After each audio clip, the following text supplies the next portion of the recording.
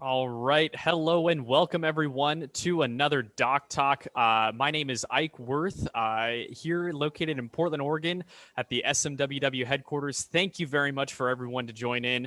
Big shout out to Rafa and Brett Canis, the two speakers and highlights for today's Doc Talk, and of course, Dr. Lynn Lashbrook. I'm going to ask that everyone stay muted during this so that we can make sure that we get clear audio.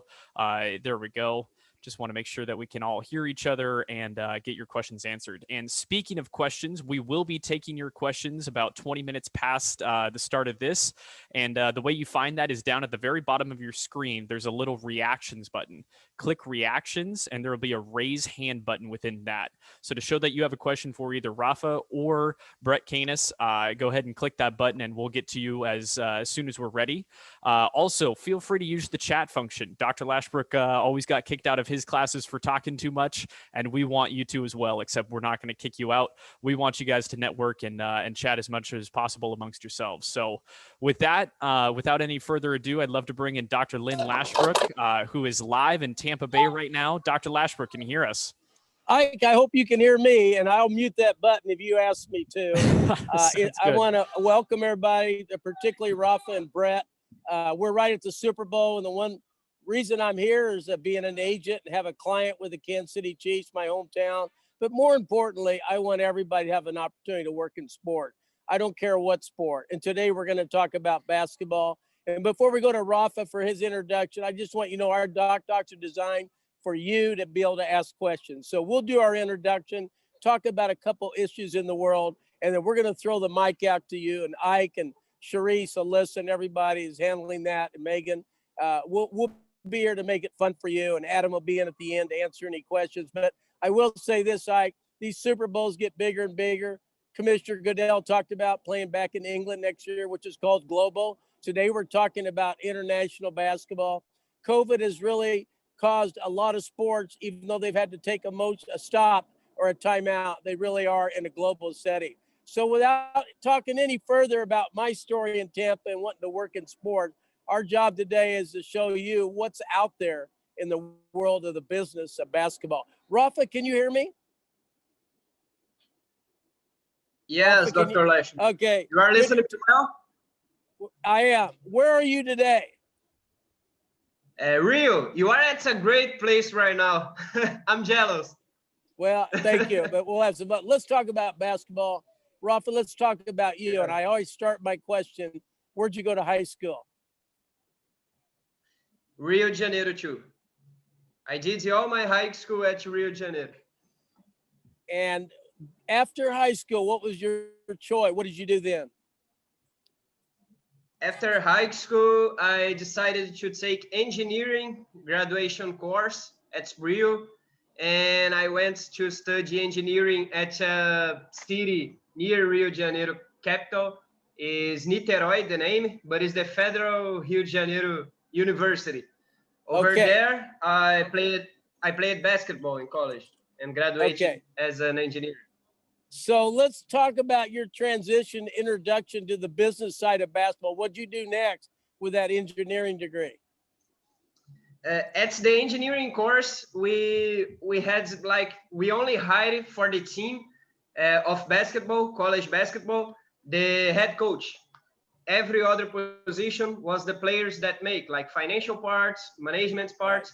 And when I was only a player of the basketball team, I was chosen by the head coach and the athletic directors as a coordinator, basketball coordinator to the men's team and the women's team too. So I was the basketball coordinator for both teams while I played basketball at the male team. And I was this for 3 years. And in 2016, I went to New York and make strategic business thinking and analysis course as a winter course in January. And in 2017, I went to California to make coaching and leadership course at summer course in July. And I came back to Rio, finished my graduation degree as an engineer, and graduated myself at December 2017. That's a great story. Even in my college career back in the 60s, I also was the equipment manager, believe it or not. And what a great experience that was in the business. So let's talk about your introduction to SMWW. How did you find us and what course did you take? Well, after the degree that I had as an engineer, I started to work as an engineering, and I wasn't seeing basketball as a career yet. But when I started to work as an engineer, I was really unhappy. I was really suffering unhappy, and right? That's a sad universal language. every day. Yeah, I was working from 8 a.m. until 6 p.m. and I woke up like 5 a.m. and getting home 8 p.m. and didn't see the sunlight every day working with computers and everything, and I was really unhappy. And friends of me that graduated with me and played with me at college told me by message, online message, that what you did at the college, this is a real career, this is a real professional. You can live from this. You was really good at this. Why you don't live from this? Why you don't go to there? That's You are great. unhappy, you are suffering. Doesn't care if you are an engineer, if you studied a lot, if you are earning money. You have to pursue your dream. And he make me believe, and I started to make a research online for knowledge. I started to study X and O's of the game, because I was only a player and a fan of the basketball, of course, since a kid. How So I did you started to find study SMWW? and I found SMWW online with the courses. And at that time, the dollar was like $1 was 4 reals. So the emerging country discount helped me a lot to allow me to make my first course. That was the basketball management and scouting with Mark Warkentin. I learned a lot. And at the professional interview part of the course, I saw that executives of the field had interest on me. They really liked me. They see something that they need, and I didn't need a lot more of these. I just need these, and I fight it myself. At that time, I talked with you at a Sunday conference, and you helped me a lot, telling me that if you need money, don't get out now. Be conscious and everything. I listened to you, but I decided to close everything, follow my dream, and really ends up great. Was being Rafael, a great journey. before I ask you about what you do now, I just want to remind everybody those informational interviews, you open your own doors. We never guaranteed you a job, but you took advantage of our connectivity and the knowledge of the game. There's so many talented people in other professions that we'd love to have in sport business, and particularly globally. If you think about the development, when we bring Brett in a little bit, and we'll talk about the worldwide business of basketball and the agent world, it's pretty exciting. But let's talk about what you do now and the steps you had in this career after you took our courses and attended our conference. Okay, I believe the audio is better now, right? Yeah. I'm using the phone. Yeah, so that's great. The vision that I had when I started to pursue this career was to offer something that helped them at the job, because I saw that in Brazil they have small staffs like every other minor leagues in the world. They have like 5 people, 6 people in each staff, off-court staff. Okay, so I saw that they have a person controlling everything off court, like a coordinator or a manager. They have head coach, assistant coach, the physiotherapist, the physical trainer, and just this. So I was thinking, if I can be a type of assistant manager, assistant general manager, a person with a lot of knowledge but low experience that can help in every area, I will learn a lot. And Right. and they will have help with the learning, with the work, but I will have all the learning. So I started to offer this Right. type of changing of experience, and I didn't have any answer for first. They didn't have interest. So what I did was get out of my job, like I told you, for as an engineering, to have more time to pursue my dream. And I went to every game that season by myself, not earning any money, to scout every game. And I did the scouting of every game in paper. I had a height of this size of papers today from this time. And I have a work of my own to show to executives that call me, that have an interviews, all this kind of stuff. So one day, a semi-final of Rio de Janeiro Championship, the game was Botafogo against Vasco, and Botafogo, that is a rival. Botafogo won that game, and after the game, I was finished the Flamengo scouting part. So because Flamengo was already at the final, so I came to the director, to the executive, and I have my work with me. I show my work to him, and I told, look, I really believe this can help you. If you can put me in touch with the head coach, the assistant coach. If they don't want me to work with them, they can say me what is wrong with my work, and I will learn from this. But if they can use me, if I can help them, it's be an honor, a dream, and everything. So they hired me. Rafa, let's stop now. I want to bring Brett in. I'm so proud of you. Yeah, of course. And we're going to take a lot of questions on how to get started in sport. But Brett, I want to welcome you in, and we won't start with high school. We're going to start with your career in the business of basketball, because I think it's important. I'm so proud of our 20,000 graduates in the 163 different countries.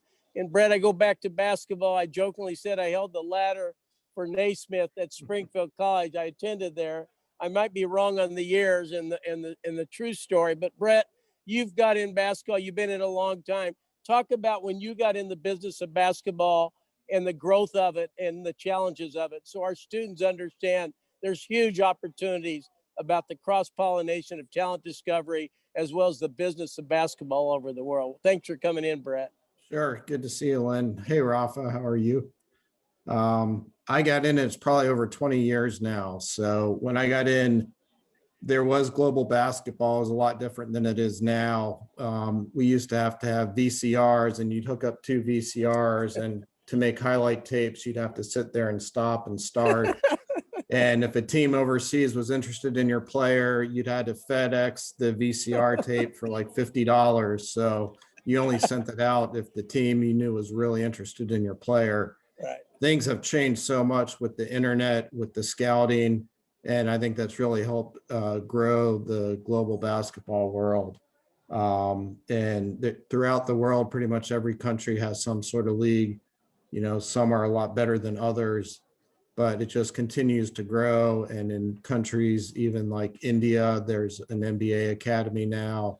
We've, with Yale, you saw the growth in China. And so it just seems to keep expanding. And every time you get an NBA player from one of these countries where there really hasn't been many in the past, it just seems to just grow astronomically in those countries.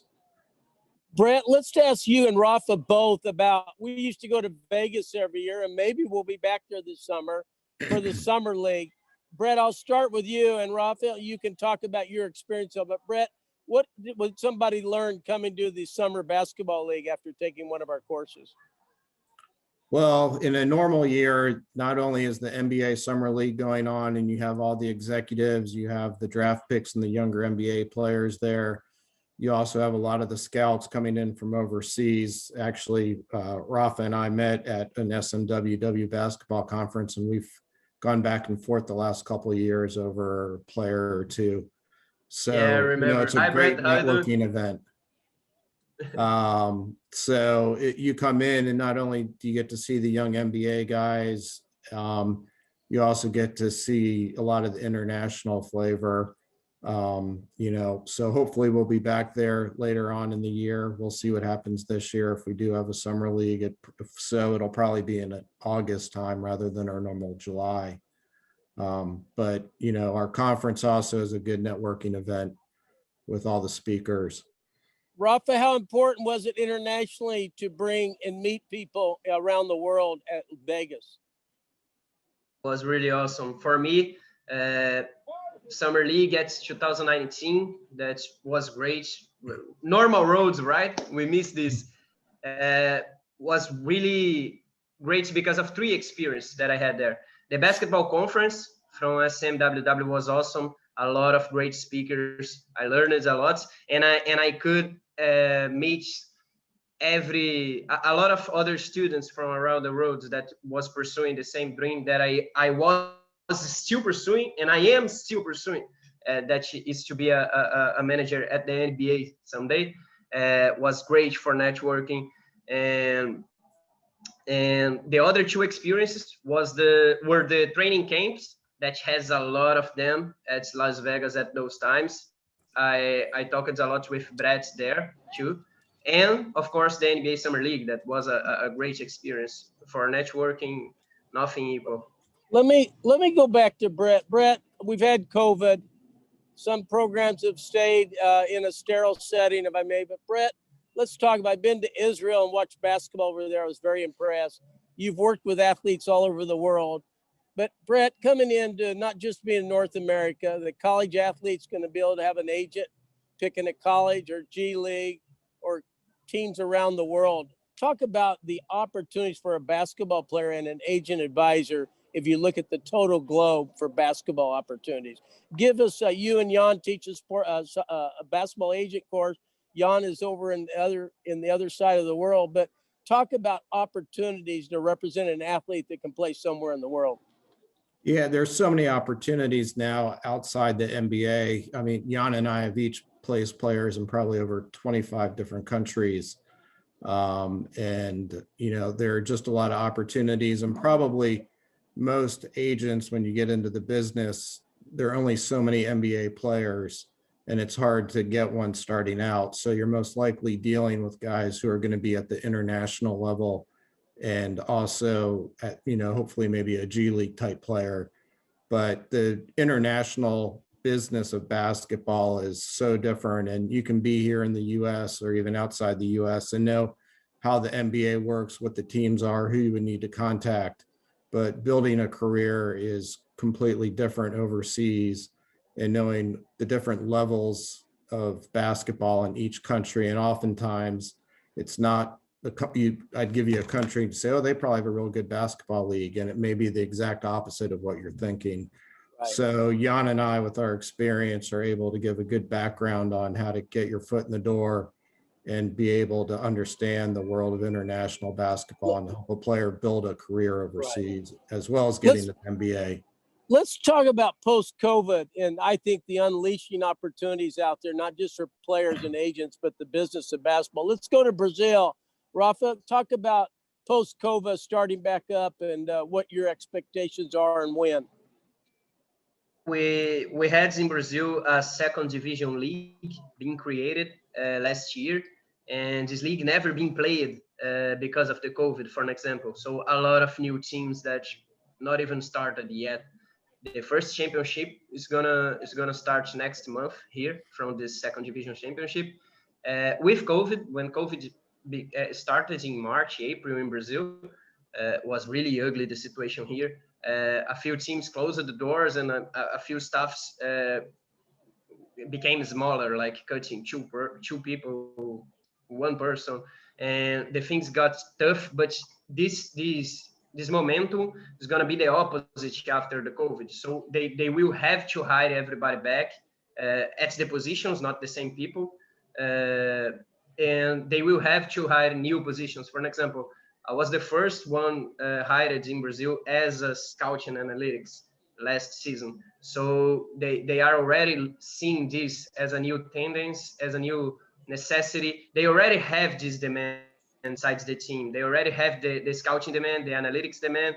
It's just people that are doing this that, for an example, the assistant coach in Brazil do all the video parts, do all the scouting parts. They doesn't have a specific person to do with this, with specific studies, formation on these, you know. So they are beginning to see how important this is, and this space we're gonna start to show up to us.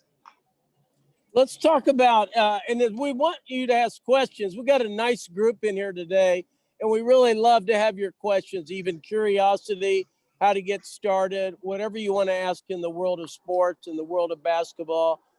Brett, Rafa, and I are here to answer you. We just love that you're in here. We're going to have some fun here. Brett, I guess my question is, you've watched basketball around the world. How would you rank? What are some of the countries outside the United States, since we're talking about international basketball, that have a pretty impressive business model and are growing? What are some of the countries that are most advanced, and what countries you see coming in the future? Well, I mean, some of the top leagues around the world, you go to Spain, ACB, Italy, Russia actually has a very good league. They pay very well. Over in Asia, you have, China pays very well. They get a lot of the former NBA players. South Korea, I've seen grow a lot from a startup league maybe 15, 20 years ago to now where they pay several $100,000 a year to players. Down in South America, Argentina is probably the top, and Brazil is a very good league too, with some very competitive teams. So really on pretty much each continent, there's some pretty good. In Australia, you have the NBL, which has been taking several of the younger high school players and developing them. So, we're going to go to Cosma for his question, but I will tell you, Brad, I just love what you and Jan have done. Rafa, when we bring an agent advisor in and they're somewhere in a country that knows the family and culture, we give them the resources. How can this player play? Is there a market value? We give good advice. We have integrity. It's pretty exciting, the footprint we have out there, whether it's in Brazil. We need more honest, competent agent representation. You've seen all kinds of skirmishes out there, if I may. But let's go to Cosmo with your introduction and your question or comment. And thanks for coming in, Cosme. Thank you guys for having me, and hello, everybody. My name is Cosme Antigua. I'm Dominican, raised in Puerto Rico, and actually teaching in Washington, D.C. I've been teaching physical education and health for 16 years. And I started to play basketball in Dominican Republic and then continued in Puerto Rico and then play professional for a couple of years until the NCAA came down to the college level. And so I represented the University of Puerto Rico, Rio Piedras campus in the NCAA Division II. So I had to stop playing professional because, you cannot play both. And the reason why I mentioned, this is not to brag about it. I actually have two questions. Okay. I recently, because in my generation, I'm 42. So in my generation, we were lacking of social media and technology as it is right now. So, and if you're coming from, from a social class, I come from the project. So I had to work, I had to study, and then I had to go and practice and play in order to reach that next level, right? So in order to have access to or an opportunity to be scouted, you have to put a lot of effort, right? So I agree with you guys that, you have to understand actually the social, economic, and political background of those countries, right, that you are scouting, because it really affects the players, right? So that was my first question, and then the second question, comment. And then my other question is, I just finished the GM and scouting course recently on the January 25th, and I started now in February 1st, the video editing and scouting with Synergy, which is, I believe it's a great combination to have. Yeah. But I wanted to ask you guys, with your international experience and your 20-year plus experiences in basketball, what else should I combine these two, let's say, certifications, right, preparation, in order to start changing my professional environment and then combining education with my basketball background? Sure. Let me comment first, and then I'll have Brett and Rafa comment. I love your story, and what you have over everybody else is your background, your story, your location. Part of me says you could really monetize those relationships around the world in the agent world. Also, you're right about digital video editing and Synergy. I think analytics taught by Dean Oliver now is a powerful tool, but I think you have a bright future, whether it's in coaching or being a GM. You have a unique background. I love the new basketball agent course, because it's 90% relationship. You're already very knowledgeable and you're going to learn more. but the more knowledgeable you are, the more ownership you have in a pool of sophisticated athletes. One, that you can generate revenue, but two, you can make a name for yourself. And someday many agents become GMs. And Brett can comment on that, but we designed the basketball age, our basketball courses. We even have a advanced certificate, but we want to help you monetize this, and you're dreamed out there. And I think you're finding, whether it's with Mark Workentine, all of our instructors are focused on they're industry leaders, and nothing against education that you and I have been in for 100 years. Sometimes you have to learn from the people in the industry. I'm just so proud of you for coming in. Brett, I'll let you comment on what else he can do to grow his expertise in the business of basketball. Yeah, I mean, having your background's great. We actually have an agent advisor who is in Puerto Rico, and you know, having like down in the Caribbean, there are some pretty good leagues there, and having those contacts can be helpful. So we actually have a player that a different agent advisor had a contact with. We ended up signing them, and we're now in the process of using the Puerto Rican agent advisor to try to get them into the BSN. And also onto the Puerto Rican national team. So, you know, that's sort of an example of the networking and things like that. But having those contacts, I know, you know, Puerto Rico can pay very well and can be pretty high level. And also in the Dominican, that's a pretty good league that they run, you know, off and on throughout the year. While you're keeping your day job, you have a successful career, but relationships drive the business. You got an incredible background. And let me go to Rafa. Do you want to add to that before I go back to his question? Yes, Dr. Lashbrook. Actually, are both great knowledges for you. This Synergy course, Synergy software is something that we really use every day. It's not something that is advertisement of SMWW. It's really important. It's great. And we have another software that is the same thing of Synergy, just to, you know, that called Instat. Some leagues use that. Yeah. But I advise you to study analytics too.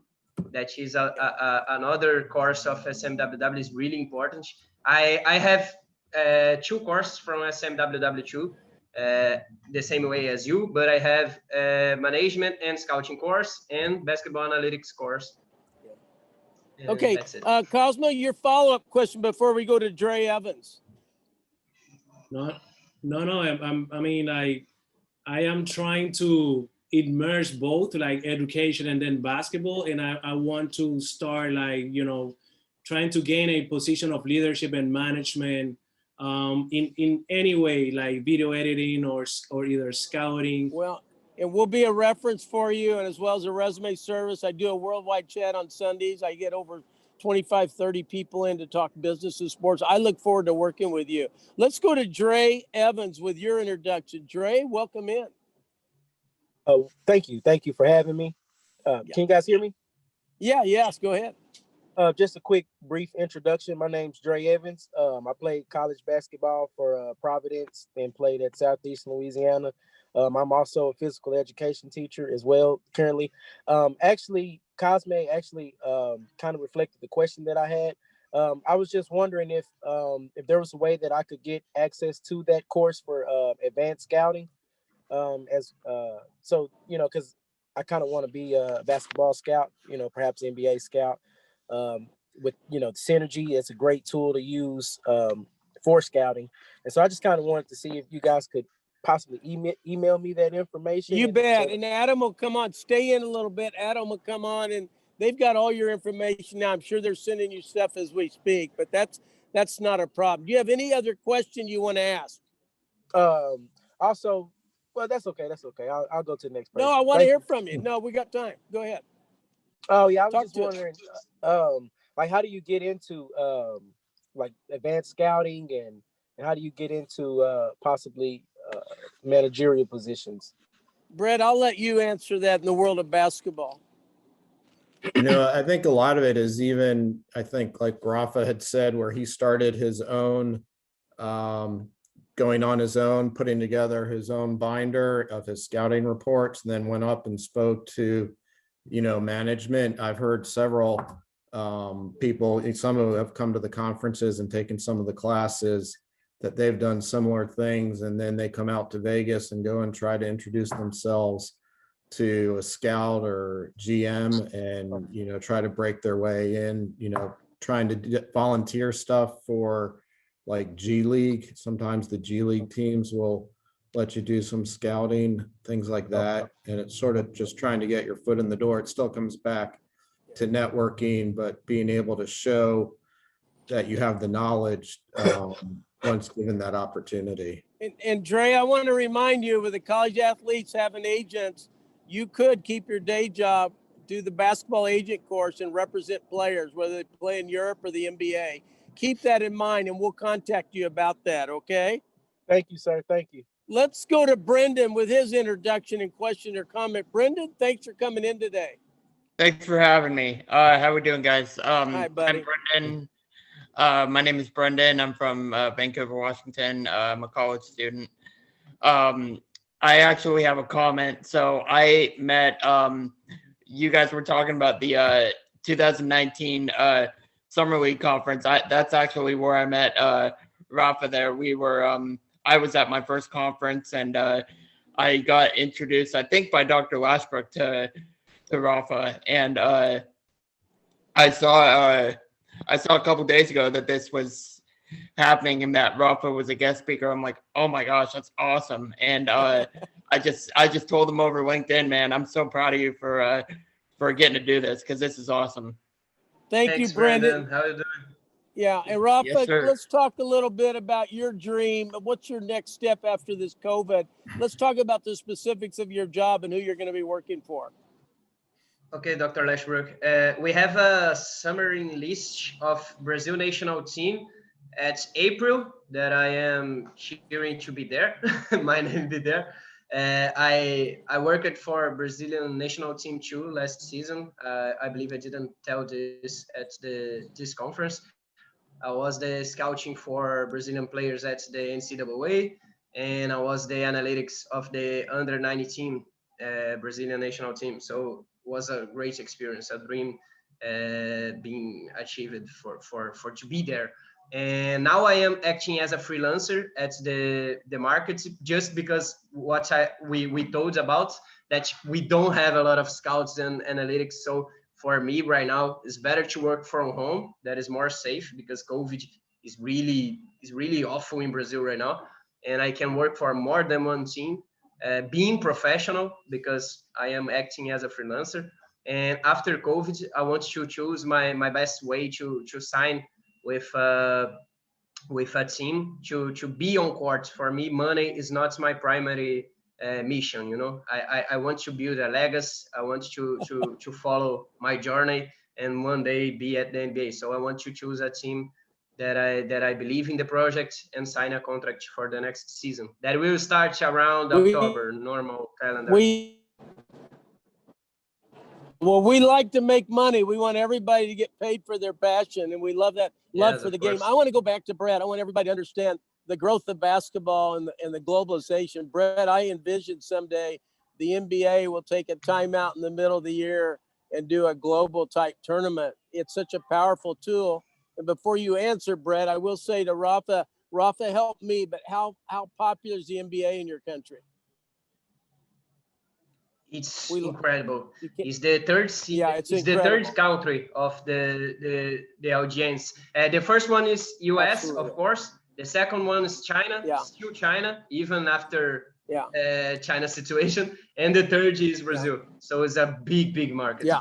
So Brett, your comment, I predict, just like NFL moving to Europe, I really believe basketball, and of course, Commissioner Silver talks about surpassing soccer, and I question that. I don't question his confidence and his passion for that. And basketball is a small square foot game, and it can be played indoors and outdoors.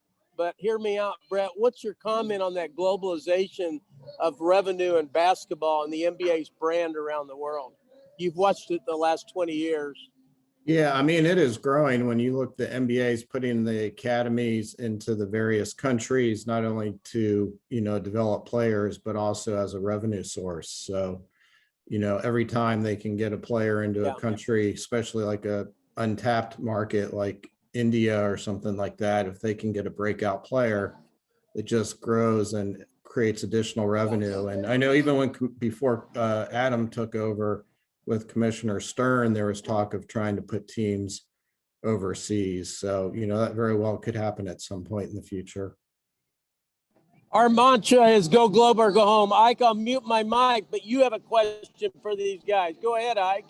Thanks, Dr. Lashbrook. So I wanted to ask both of you two a question about the relationship between a team and an agent. Both of you guys obviously work on the opposite sides of those. So, Rafa being from a team perspective, dealing with agents, and then Brett being an agent dealing with teams. What does that kind of look like for both of your roles? I'll start with. Go first, Brett. Yeah, go ahead, Rafa. Me? Okay. Actually, like every profession, we have good professionals and bad professionals, but this is a good way to the good professionals to highlight themselves. And I talked with Brett at the summer league, and he's a great agent. He talked. You have to see how they treat their players to see how good they are, because it's the first time you are reaching out with an agent normally. We have agents that we already worked with, but it's the first time we are working with an agent.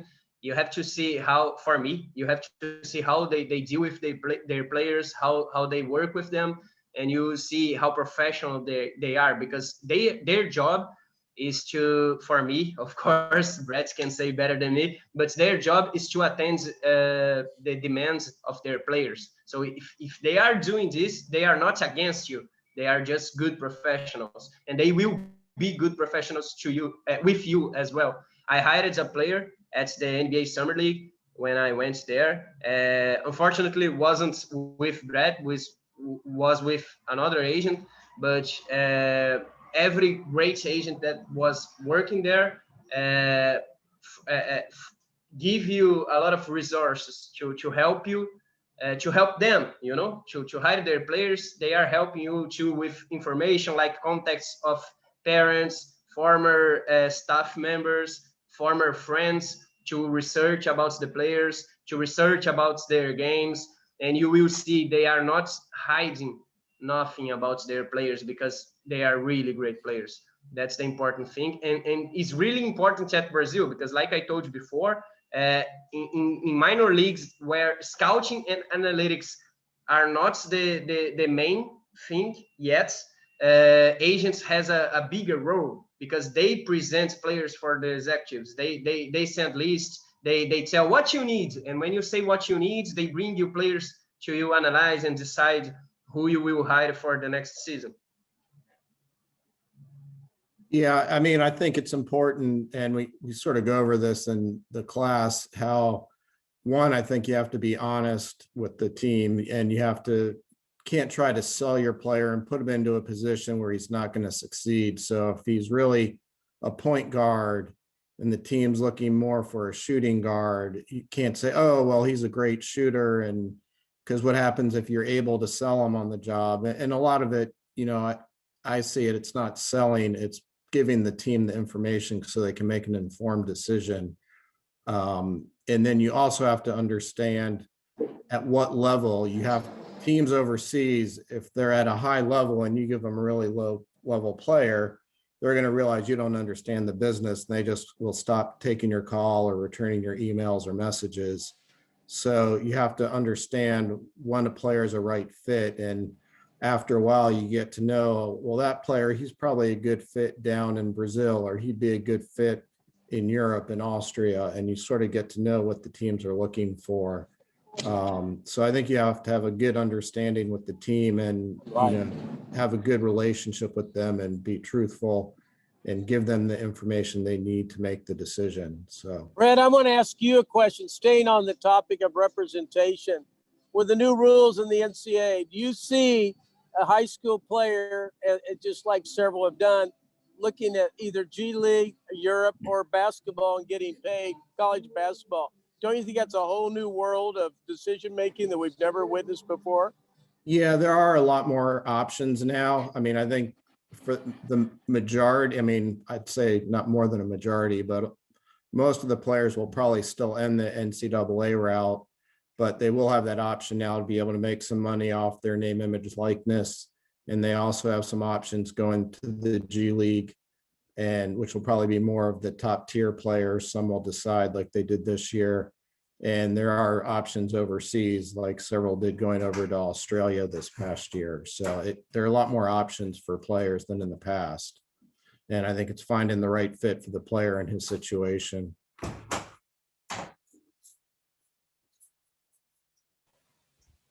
Dr. Oh, yeah.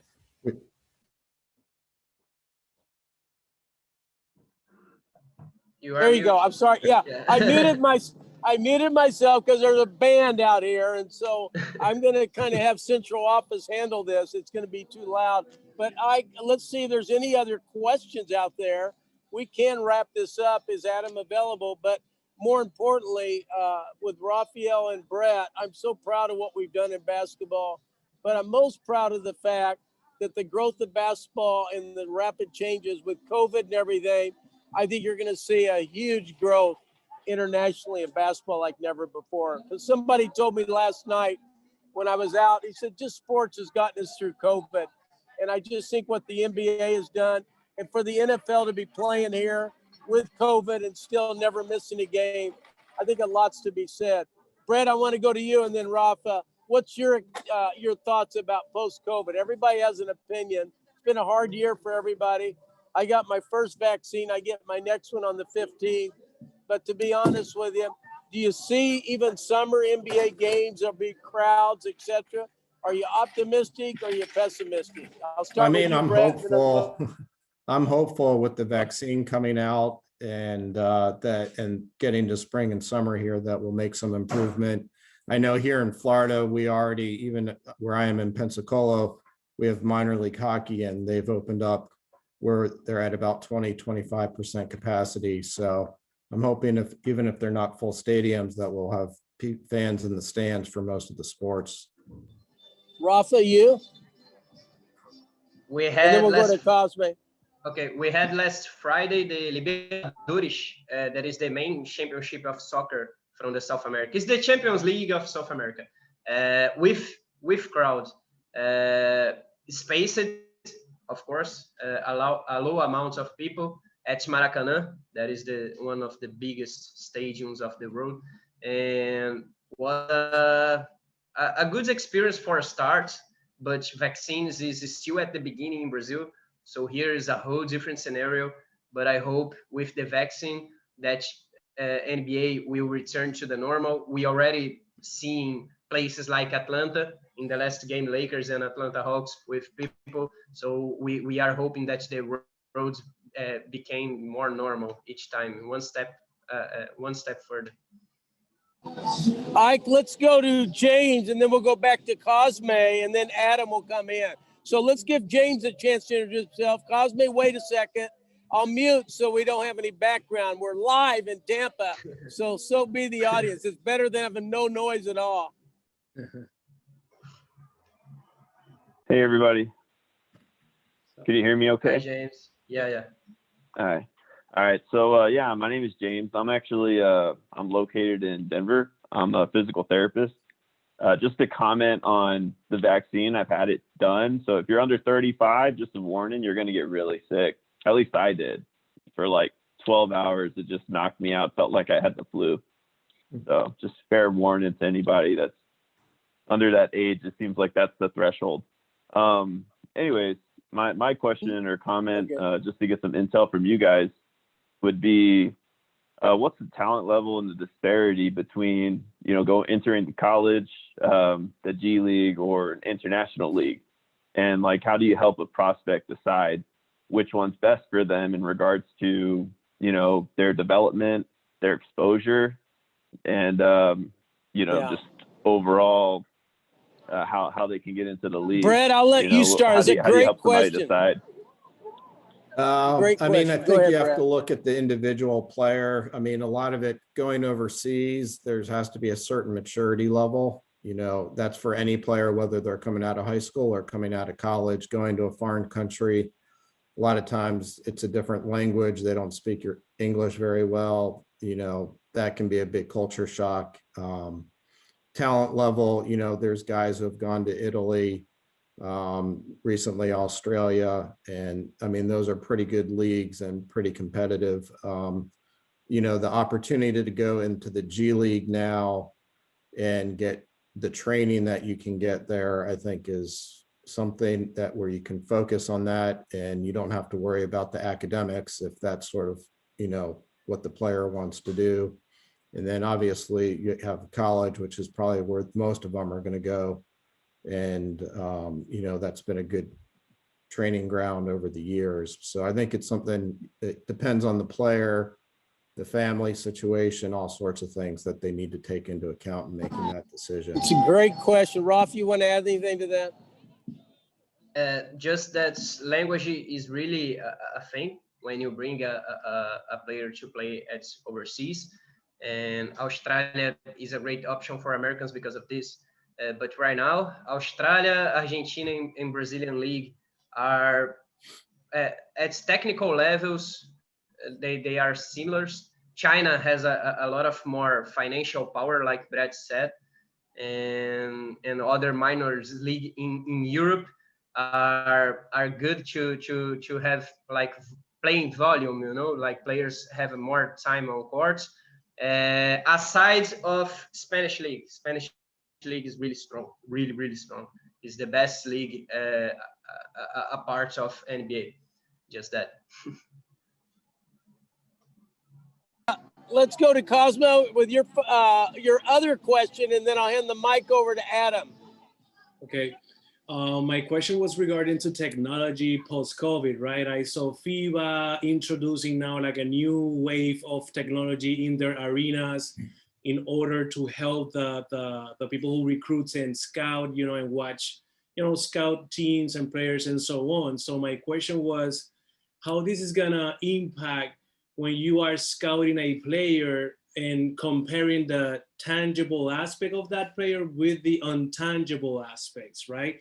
That mental strength, that pre-game focus, that relationship within the teammates, or the staff, and how, because it's before you used to go to the court, right, and watch all those stuff or in practices, right?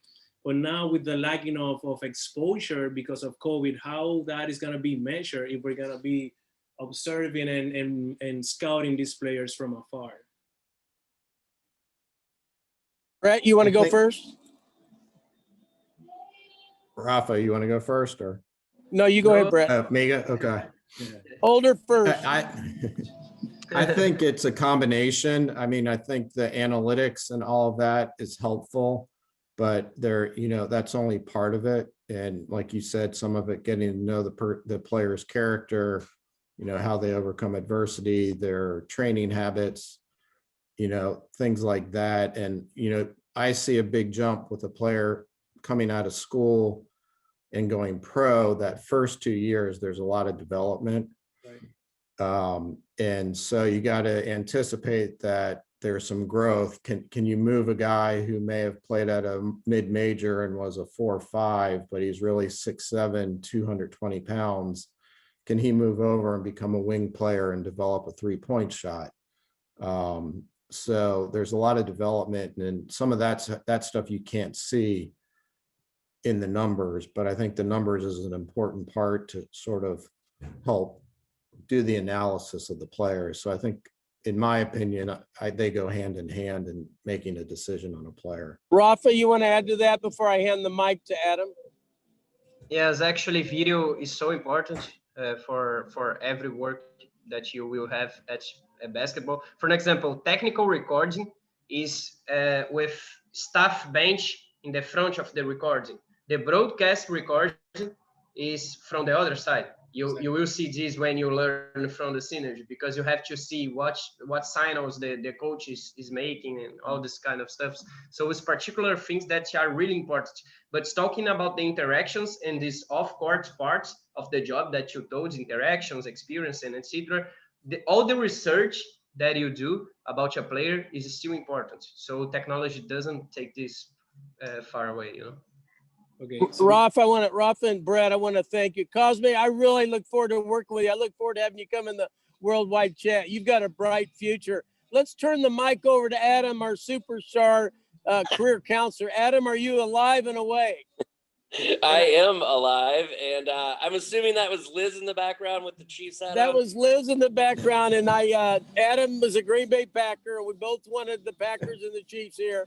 I don't want to rub it in, so I'm going to shut my my Zoom off so you can't see me. Adam, tell the students some of the major announcements coming up, what's going on, and Brett, hang on for a little bit if you don't mind, and thank you. And Brett, Not a problem. I love your state of Florida. They're a lot more liberal down here. There's no COVID down here, according to our people. Thanks, everybody. Thank you, I'll hand the mic over. Thank you, Dr. Lashbrook and Liz, for joining us from Tampa. Rob, thank you so much for coming in today from Brazil.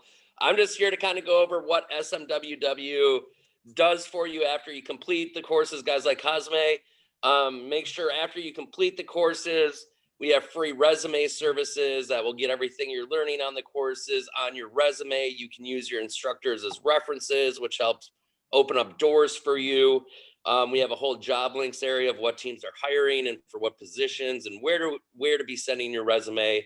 And to look at any of our courses, you can go to our website, smww.com. The application to fill out is free of charge. Within filling out that application, one of our career counselors like myself will be in touch with you to kind of go over your ultimate goal in getting a career going in sports and how to go about achieving that. We also have a partnership with Concordia University of Chicago for a master's program and also a doctorate program. New that we're doing right now is we have an advanced certificate program where you can do multiple courses and focus in on one sport. There's a new hot topic right now in sports called having badges on your resume. When you complete one of those advanced certificate, we will put the badge on your resume, which will be attractive for people at least looking to bring people in for interviews. And you also get a plaque from us as well. And I've worked with Brett before. What I wanted to mention as well is with any of our agent courses, you are able, after you complete any of the agent courses, it's up to each individual, but we do have an agent advisor program where you can do co-representation with our certified agents. You get a 40% commission split on anything the professional contract brings into the agency side of the company. I always recommend starting that way. That's what I do. I oversee the agent advisors. I host a chat on Wednesday nights at 6 p.m. Pacific time. And it's kind of like a continued education on who's a prospect, what are overseas teams looking for in players, how to get their contact information, how to get them some marketing materials, set up conference calls with guys like Brett. And the nice thing doing work with Brett is Brett has a big Rolodex. So you being a new agent might not have all the contacts, but Brett does. So I think it gives you some credibility right away to work with a guy like Brett. We also have agents in baseball, obviously basketball with Brett, football with Dr. Lashbrook, hockey with Manny Schmidt, baseball is Oscar Suarez. So those guys help open up their Rolodex and help promote the players that you might have found and co-represented. When Alfonso McKinney first started his career, Brett and I co-represented Al and sent him over to Europe. And then he came back, played down in Mexico, represented Team USA over in China, and then went into the G League and now is in the NBA. So players have different routes to ultimately get to the NBA. And I love the fact that Raf came through our program as well and look at what he's been able to do. So it just shows that things are possible, but what our courses do for you is it brings something on your resume that's attractive for people to at least bring you in for an interview. Raf, would you not agree that the courses kind of help get your foot in the door at least? Yes, Adam. As I told you at the beginning of the conference, the professional interview was a great step at my career. I didn't have an answer on this, like for hiring, as you and Mr. Lashbrook say to us. You don't have to. You don't. It's not good to ask for a job. It's a professional interview, but you have to absorb all the knowledge that you can, and they will talk to you about their necessities. That's why I saw that they would have interest on me if I was leaving from this. So that's was the biggest part of my decision to lean engineering away and give all 100% of my time to the basketball, you know. Sure. And also, Brett, I was going to ask you to maybe to expand a little bit more on some of the successes you've had being an agent and also working with some of our agent advisors. Yeah, we've worked, you know, you and Adam and I work together with Al McKinney right now. The player that I had talked to Rafa about the last couple of years, he's through an agent advisor, Taj Jenkins. And Taj has a couple players that we've placed overseas, and over the years we've had success working together. You know, a player, an AA may have a contact, and then I'm get involved in placing the player and helping the AA guide the player's career. And, you know, as we talked about, when you first get into the business, you probably don't have a understanding of how the international basketball world works. So being able to do that together, just like Adam and I did when we got Al's career started overseas. So, and going back, Adam, the one thing, networking, how I got involved with SMWW was one of my interns had taken a class, the basketball GM and scouting course, and he had been in touch with Dr. Lashbrook, and he told him what he was doing. And at the time, Dr. Lashbrook was looking for someone with some basketball experience. So it was through someone who had taken a course that I got introduced to Dr. Lashbrook, which just goes back to the whole idea of all the networking that can go on through SMWW. Great. I'll open it up for any other questions if anyone else has any. Otherwise, I know Rafa and Brett have places to go. We're going to try and keep this to about an hour. But like I said, the applications are free of charge. We have payment plans for the courses. We definitely help you out after the courses. And like I said, it's not only about networking, but getting some things that are attractive to teams on your resume. And that's really what our courses help you do. So if there's any other questions, feel free to ask. I do recognize some of you guys in here. I know Brendan's already asked a question, but I see Danny's in here. I know Danny, James Fahey actually is working as one of our agent advisors as well. So if any of you guys have any other questions, especially like a guy like James, now's your time to talk to Brett directly or Rafa. So any other questions, feel free. Oh, yeah. No, finish first. Oh, okay. So if there's any other questions, feel free. But if not, any closing comments from Rafa or Brett? I want to, while somebody has any question and is thinking or writing, I would like to say I received it privately a question about my personal profile. It's good to open this here for anybody who wants to. My Instagram is Rafa Souza Basket. And over there, if you want, ask me about LinkedIn page and everything, we can connect. It's my pleasure to help anybody that have any question. And I will be launching a project at YouTube channel showing some college players that will be at the NBA as a scout to basketball fans, not for professionals, because I know, but basketball fans who loves to work with basketball too, we will learn a lot from scouting with this, you know, like, because we don't have a lot of technical videos or stuff helping normal people to watch basketball in a more deep way. So who wants to follow me at the Instagram, Rafa Souza Basket. It's just this, Adam. So if you want to ask anything or anybody, I am here to help you. Thanks. Yeah, it looks and I'm like, so grateful for the invite. Oh, sure. It looks like, and Brett, we all get closing comments from you, but it looks like we have a question from James. If you want to go ahead and unmute yourself, James, and feel free to ask your question. Sure. You guys can hear me again? Yes. All right. Okay. Yeah. Don't want to take up too much of your time, but just my quick question is, I know NFL carries a lot of value on combine measurements, right? How fast the guys on their 40 or their shuttle time, their arm length. Is there stuff like that that's really important that, you know, NBA scouts and executives look at when they're evaluating a player at the combine, as far as their vertical or their hand size or anything like that, that carries a lot of value? Why don't we start with Brett on that You one want and to go to go Rob? first? Oh yeah, go ahead. Okay. I mean, No, I was they'll telling look at- to Brett go first. Yeah, I'll go first. I mean, vertical, they look at, I mean, wingspan, they'll see if a guy long arms and whether he may be able to play taller than what his actual size is, things like that. They go through a lot of those sorts of measurements. I think a lot of it ends up coming down to what you're able to do on the court and the drills and things like that. But, the NBA is, a league of athletes. It's very athletic. So, I think they do look at some of those things with some of the different drills that they can do, speed and quickness, things like that.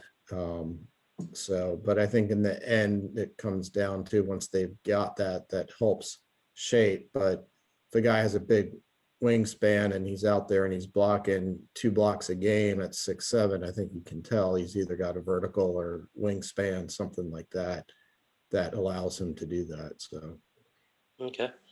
Roth, any other comments on that? Yes, actually, those measurements are really important.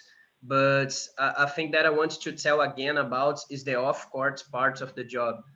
One thing that I learned from NBA scouts when I was at the Summer League in 2019, when I worked there, is that the off-court is each time more important. From year to year became more important because we see a lot of players that have problems of personalities, let's say in that way, problems of interactions, and they would see like to be superstars in the league and never develop to what they are expecting from them. So James, that make the question, he's a physical therapist. So I would recommend to him to take a look at how important is the medical history part of the player, for an example, the injury part of the research that we make. It's really important to have all this documented and available for managers that wants to, and agents that want to know about the player. Great. Looks like we have another question coming up from Jerry. Thanks for your question, James. Jerry, if you want to go ahead and chime in with your question. Hi, my name is Jerry. I'm from the UK, but originally I'm from the Philippines. I've been a coach for a long time, so I have produced players from high school who made it to the professional level. And luckily, I got 3 players who made it to the first round draft pick in our professional league back home, which the highest is the 3rd pick. So when I moved to the UK, I've been doing a lot of scouting for colleges back home and even in our professional club. It's been my passion being a coach. I've never been, had this monetize all these efforts of sharing the players or giving players to all the teams back home. How do you start the business of being a scout or an agent? Because for me, it's all these efforts I've done is it just give me a free ticket in each game that I send a player to them. So I just want to do this professionally. How do you sell these players, to the professional clubs or even on the college level? How do you, what was the question? How do you market them? Yeah, how do you market them and how do you monetize all this? Like, in terms of getting the fees or, for each player? Well, I mean, if you're an agent and you're representing the player, the way it works internationally, the team will pay. Normally it's a 10% commission, the players don't pay. So, I don't know, like in the UK, the money's probably about a couple grand a month. But it can go from lower levels like the UK, that kind of money, to, leagues in China are paying a couple million. Some of the teams playing on Euro League teams are playing a couple million. So it just really depends on, if you get into the agent business, depends on the caliber of player you have and what level they get, how to monetize it. So. And Rafa, maybe you can comment on this, getting into the scouting side of things. Yeah, he asked about the professional parts of the job. Agents have space and markets at every country and minor leagues right now. Like I told you everybody at the beginning of the conference, scouting and analytics at some minor leagues are still at the beginning. So is the future. We'll have a lot of space, but it's more difficult to have first job. And agents is already necessary and is already have their spaces in every country, but has more people working with this, so has these bad parts too. But for scouting and analytics part, you have to have in mind that you will be like revolutionary at minor leagues, and this will get you with more study and more grinding too, you know. Yeah, and Rafa, also, can I ask a question as a Yes, follow-up? of course, Brett. So if you're in a country there like Brazil, maybe that where the analytics is not, there aren't a lot of people with that expertise or have the synergy technology. Will Three teams people look to in 20 outsource? teams. Yeah. Will they look to somebody like in the US to do some of that scouting and breaking things down for them with the way the world is today, being able to go virtual? Actually, one team that have a person working with this has an American working with this. That is Unifacisa. Is a great team and is an American hired to do this here. It's KG, his name. He has like international experience and he's working for this. The other two is me and another Brazilian at Minas, Chin.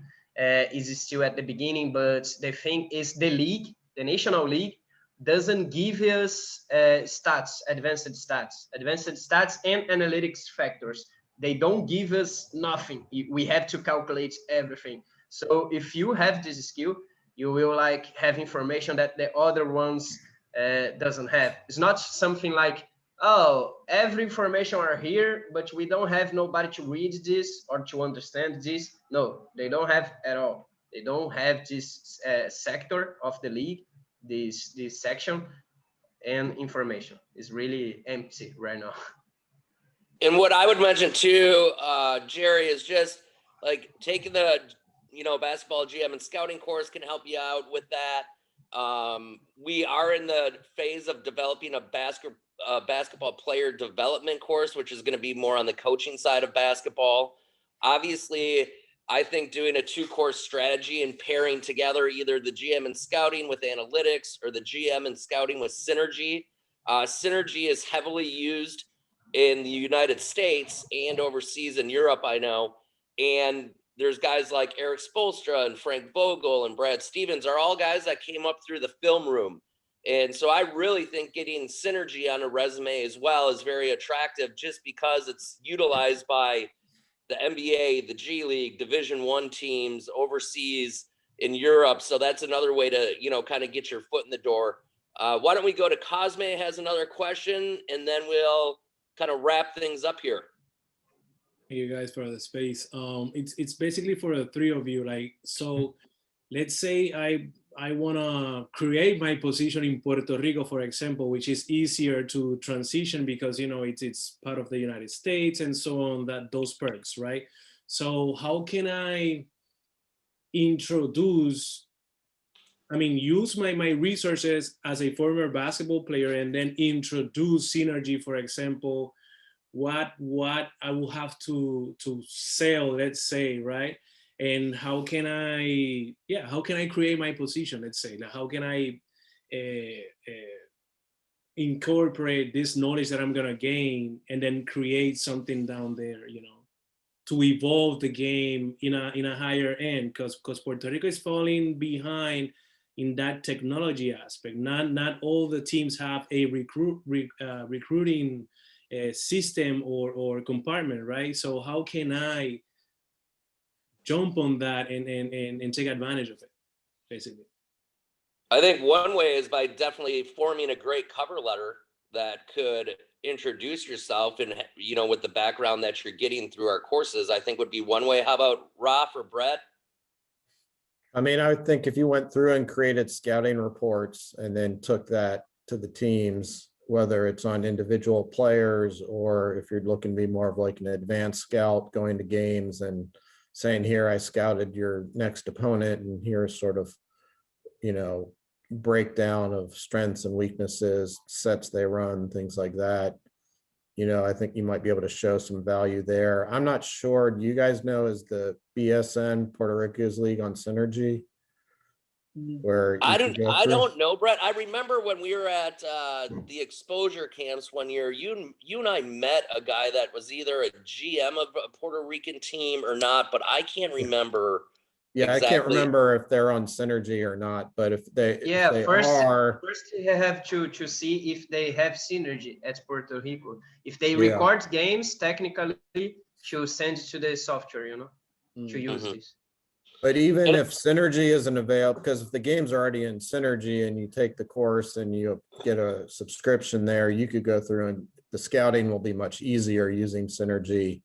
If not, if you're able to get the videos, I know Crossover has a program where you can send them the games and they break them down. Oh, Crossover, that page, yeah. Which I think Crossover got bought by Huddle, you know, and so if the games are not on Synergy, that might be another way for you to be able to get in there and break down video and take that to the teams and say, hey, look what I've done, and here's a, you know, scouting report for a player and showing video, things like that. Because the downside of the Synergy course is that you cannot, let's say, subscribe, you know, with a regular membership. You have to be affiliated to or either a team or a recruitment company, which is, you know, as Adam said, you know, like then you have to gain a job position in those areas. But thank you. Yeah, like, but I think they do. Synergy has some subscriptions that, I mean, they're not cheap, but they're for somebody who's going to be using it as part of their business on a regular basis, I think would be reasonable. And I think it's even less than the cost of like the MBPA agent fee. So, you know, you might be able to get something if you're really trying to get into it, it may be worth the investment. So can I ask the last question, just the last one? Because I founded a nonprofit. It's going to be, it is an education-based basketball program, and it's going to be incorporating showcases, recruitment and scouting and so on. So through my nonprofit, can I then have access to Synergy?